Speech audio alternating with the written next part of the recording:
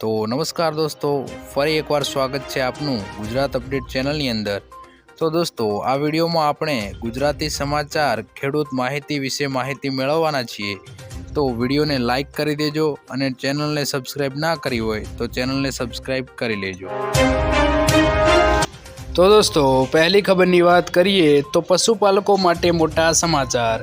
એશિયાની સૌથી મોટી બનાસ ડેરીએ લોકસભાની ચૂંટણી વચ્ચે પશુપાલકોને ભાવ વધારાની મોટી ભેટ આપીને ખુશખુશાલ કરી દીધા છે। બનાસ ડેરીએ દૂધના ફેટમાં પ્રતિ કિલો 15 રૂપિયાનો વધારો કર્યો છે। આ સાથે જ પશુપાલકોને 805 રૂપિયાને બદલે હવે 820 રૂપિયાનો ભાવ વધારો મળશે।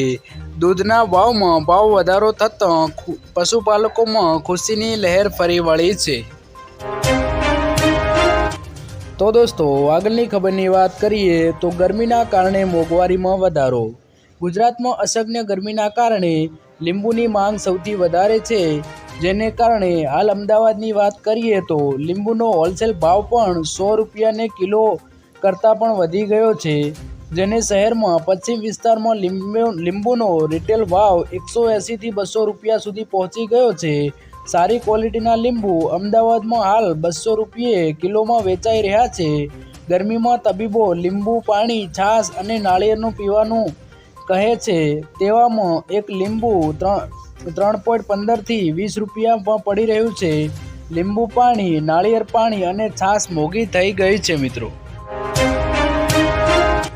તો દોસ્તો, આગળની ખબરની વાત કરીએ તો પોતાનું ઘર બનાવવા માટે મળશે સહાય।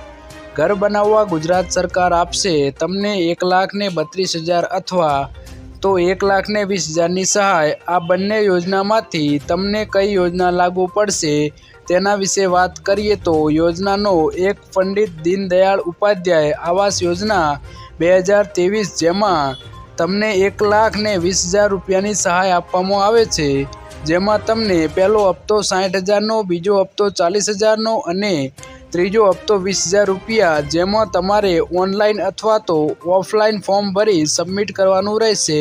1 થી 2 મહિનામાં તમે કરેલી અરજી પાસ થઈ જશે, તેમજ એકાઉન્ટ નંબર આપ્યો હશે તેમાં હપ્તો મળવાનું શરૂ થઈ જશે। તો દોસ્તો, આગળની ખબરની વાત કરીએ તો જનધન ખાતાના ફાયદા। જો તમારું બેંક એકાઉન્ટ છે તો પછી તેને જનધન ખાતામાં કન્વર્ટ કરવું સરળ છે। આ માટે તમારે બેંક શાખામાં જઈને રૂપે કાર્ડ માટે અરજી કરવાની રહેશે અને ફોર્મ ભર્યા પછી તમારું બેંક ખાતું જનધન યોજનામાં ટ્રાન્સફર થઈ જશે। પહેલાં 6 મહિના પછી ઓવરડ્રાફ્ટ સુવિધા, બીજી સુવિધા 2 લાખ સુધીનો એક્સિડેન્ટલ ઇન્સ્યોરન્સ મળશે, ત્રીજી સુવિધા 30,000 સુધીનું લાઈફ કવર, જે પાત્રતાની શરતોને પૂર્ણ કરવાને આધારે લાભાર્થીના મૃત્યુ પર ઉપલબ્ધ છે, ચોથી સુવિધા ડિપોઝિટ પર વ્યાજ મળે છે, પાંચમી સુવિધા એકાઉન્ટ સાથે નિઃશુલ્ક મોબાઈલ બેન્કિંગ સુવિધા પણ પ્રદાન કરાવવામાં આવે છે, છઠ્ઠી સુવિધા એ મળશે કે રૂપે ડેબિટ કાર્ડ જનધન ખાતું ખોલાવનારને આપવામાં આવે છે, જેનાથી તે ખાતામાંથી પૈસા ઉપાડી શકે છે અથવા ખરીદી કરી શકે છે। સાતમી સુવિધા એ મળશે કે જનધન ખાતા દ્વારા વીમા પેન્શન પ્રોડક્શન ખરીદવી સહેલી છે।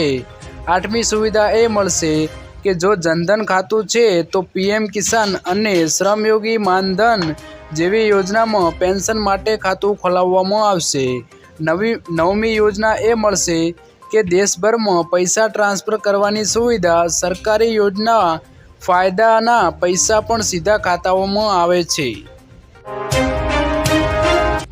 તો દોસ્તો, આગળની ખબરની વાત કરીએ તો 15 તારીખ પહેલાં કરી નાખો આ જરૂરી કામ। જો તમે ગેસ સિલિન્ડરના ઉપભોક્તા છો તો તમારા માટે આ સમાચાર ખૂબ જ અગત્યના છે। તમને જણાવી દઈએ કે રાજસ્થાને ફરી એકવાર KYC એટલે કે તમારા કનેક્શન વેરિફિકેશન ફરજિયાત બનાવ્યું છે। જો તમે 15 મે સુધીમાં આ કામ નહીં કર્યું તો ગેસની સબસિડી બંધ થઈ જશે। તેના આદેશો કેન્દ્રીય પેટ્રોલિયમ મંત્રાલય દ્વારા જારી કરવામાં આવ્યા છે। જિલ્લાના 50% ગ્રાહકોને પણ હજુ સુધી તેમનું KYC કરાવ્યું નથી, KYC કરાવવાની છેલ્લી તારીખ 15 મે નક્કી કરવામાં આવી છે। તો દોસ્તો આગળની ખબરની વાત કરીએ તો પરેશ ગોસ્વામીએ આપી ખેડૂતોને ચેતવણી। ખેડૂતોને સલાહ આપતા પરેશ ગોસ્વામી કહે છે કે જે ખેડૂતો પાસે પાણીની વ્યવસ્થા છે અને ઓરવીને વાવેતર કરવા માગે છે તેમણે હાલ ઉતાવળ કરવાની જરૂર નથી। તમારે ઓરવીને વાવેતર કરવું હોય તો 20 મે પહેલાં ન કરવાની સલાહ છે। 20 મે પછી તમે ઓરવીને વાવેતર કરશો તો તમને યોગ્ય રહેશે અને તેને યોગ્ય હવામાન મળતા સારું ઉત્પાદન લઈ શકશો।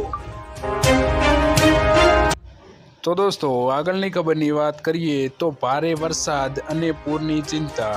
બ્રાઝિલના દક્ષિણ ભાગોમાં ભારે વરસાદ, પૂર અને ભૂસ્ખલનના કારણે સ્થિતિ વધુ ખરાબ છે। પૂરના કારણે અત્યાર સુધીમાં 58 લોકોના મોત થયા છે, 74થી વધુ લોકો ઘાયલ થયા છે, 67 જેટલા લોકો ગુમ છે, 70,000 લોકોએ પોતાનું ઘર છોડ્યું છે। રાષ્ટ્રપતિ લુલા ડી સિલ્વાએ કહ્યું છે કે આ દુર્ઘટના અલ નીનોને કારણે થઈ છે।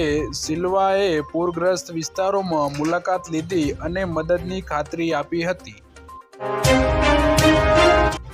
તો દોસ્તો આગળની ખબરની વાત કરીએ તો દીકરીઓને 1 લાખ રૂપિયા સહાય। ગુજરાત સરકાર દ્વારા શરૂ કરવામાં આવેલી વહાલી દીકરી યોજના હેઠળ દીકરીના શિક્ષણ માટે તેમજ દીકરી પગભર બની સમાજમાં સન્માનભેર પોતાનું સ્થાન બનાવી શકે તે માટે સરકાર દ્વારા આર્થિક સહાય આપવામાં આવે છે। વહાલી દીકરી સહાય યોજના અંતર્ગત દીકરીઓને 1,10,000 રૂપિયાની સહાય મળવાપાત્ર છે। આ યોજના ગુજરાત સરકારના મહિલા અને બાળ વિકાસ વિભાગ દ્વારા ચલાવવામાં આવે છે। તો દોસ્તો આજના વિડીયોમાં આટલું જ।